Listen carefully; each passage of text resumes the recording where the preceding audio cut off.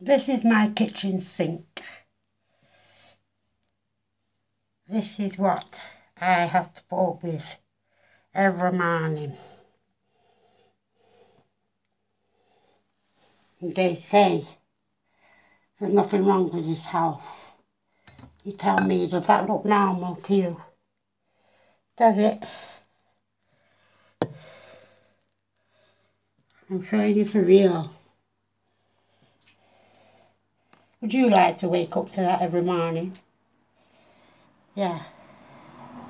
And arawak is still telling the lies. Now I'm supposed to have done all this steam in the house too much. Look. They're not supposed to wash my dishes. How would they want me to put things in this kitchen? Now I'm supposed to be steaming the house too much. I'm after the steamer in this house since 2015. I didn't move back in this house till July 23rd, 2016. So you tell me. This is 10 past 12, 11th of July.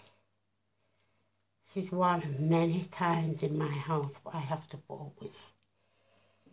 I wonder I'm not dead from germ infestation. That's giving you a good view. It's only a short video of this.